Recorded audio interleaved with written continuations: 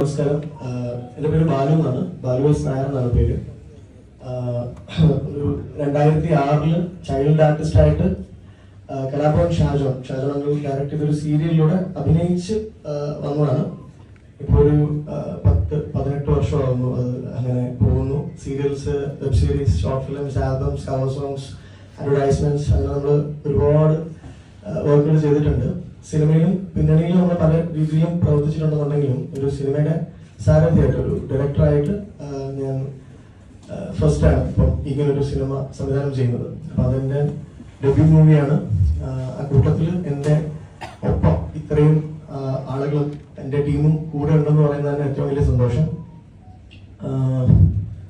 Okay, എൻ്റെ mentor Kalabhavan ഷാജോണാണ്, ഞാൻ പറഞ്ഞതുപോലെ.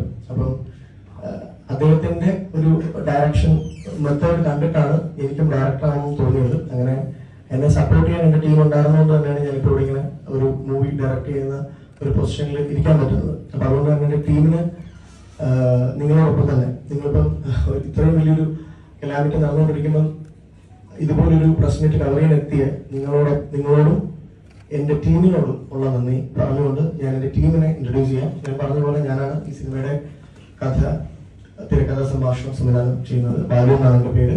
ഞാനൊരു ആക്ടറും കൂടാണ്. ഞാനിതിലും ഒരു ചെറിയ ക്യാരക്ടർ ചെയ്യുന്നുണ്ട്. ഇതിലെ മറ്റ് മേഖലകളിൽ നിൽക്കുന്നവരെ കൂടെ ഞാൻ പരിചയപ്പെടുത്താം. എൻ്റെ സിനിമാറ്റോഗ്രാഫർ എന്ന് പറയുന്നത് TJ സുമിത് ആണ്. ഇതാണ് TJ സുമിത്.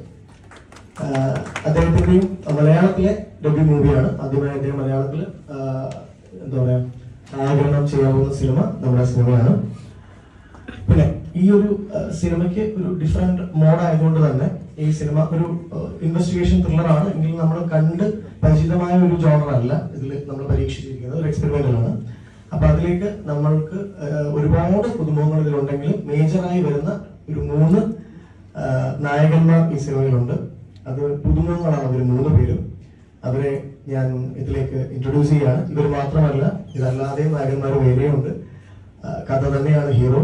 എപ്പോഴും ലെജൻസ് പറയുന്ന പോലെ സ്റ്റോറി തന്നെയാണ് ഇതിലും ഹീറോ. ബട്ട് എൻ്റെ 3 നായകന്മാരെ, ഞാൻ ഇൻട്രൊഡ്യൂസ് ചെയ്യുന്ന 3 നായകന്മാരെ കൂടെ ഞാൻ ഇവിടെ നിങ്ങൾക്ക് മുന്നിലേക്ക് വെക്കുകയാണ്. ഒന്ന്, ഇവർ 3 പേരും എൻ്റെ ജ്യേഷ്ഠ സഹോദരന്മാരെ പോലാണ്. ഞങ്ങളൊരു ഫാമിലിയാണ്. അതുകൊണ്ട് തന്നെ ഈ ഇരിക്കുന്ന ഓർഡറിൽ തുടങ്ങാം, അതല്ലാതെ വേറൊരു ഓർഡറൊന്നും ഇല്ല ഇതില്. സക്കറിയ ചേട്ടൻ, സക്കറിയ, ജോർജ് സിയ, ദേവി പ്രസാദ്. ഇവർ 3 ഈ സിനിമയിലെ സുപ്രധാനമായ 3 വേഷങ്ങൾ കൈകാര്യം ചെയ്യുന്നവരാണ്.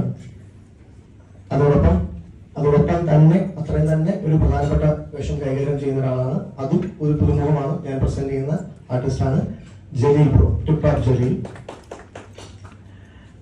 ഞങ്ങളുടെ നിർമ്മാതാവായിട്ടുള്ള അരുണിനെയും ഞാൻ ഈ ഒരു വേദിയിലേക്ക് ക്ഷണിക്കുകയാണ്. അരുണിന്റെയും ഫസ്റ്റ് മൂവിയാണ് ആസ് എൻ ഇൻഡിപെൻഡന്റ് പ്രൊഡ്യൂസർ. ഇതിനു മുമ്പ് പല സിനിമകളുടെ ഭാഗമായിട്ടുണ്ടെങ്കിലും നമ്മുടെ സിനിമയിലോടാണ് അദ്ദേഹം ഒരു ഇൻഡിപെൻഡന്റ് പ്രൊഡ്യൂസറായിട്ട് നിൽക്കുന്നത്. ഇതിൽ ഒരു വളരെ ഇമ്പോർട്ടന്റ് ആയിട്ടുള്ള ഒരു ക്യാരക്ടർ ചെയ്യാൻ വേണ്ടിയിട്ട് നമുക്ക് ഒരു ആർട്ടിസ്റ്റ് വേണം. ഒരു മലയാളി ഫേസ് ആവാൻ പാടില്ല എന്നുള്ളത് കൊണ്ട് കുറച്ചു കാലമായിട്ട് എൻ്റെ ഫ്രണ്ട് ആയിരുന്ന, നമുക്ക് നിങ്ങൾ പലർക്കും അറിയാമായിരിക്കും, നമ്മുടെ ദുൽഖറിന്റെയൊക്കെ കാർവാനിലെല്ലാം നല്ലൊരു സുപ്രധാനമായിട്ടുള്ള ഒരു വേഷം കൈകാര്യം ചെയ്തിട്ടുള്ള, ബോളിവുഡിൽ ഇപ്പം അത്യാവശ്യം തിരക്ക് കൂടി വരുന്ന ഡോണ മുൻഷി.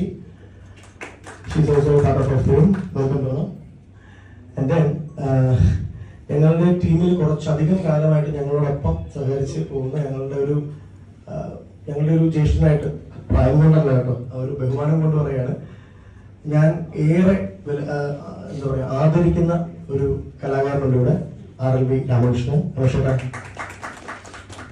ഇവരൊന്നും ഞാൻ ഇൻട്രൊഡ്യൂസ് ചെയ്യേണ്ട കാര്യമില്ല എന്ന് എനിക്ക് അറിയാം. എന്നാലും നമ്മൾ ഈ ഒരു ഒഫീഷ്യലി ഇങ്ങനെ പരിപാടി വിളിക്കുമ്പോൾ ഞാൻ പറയാമല്ലോ.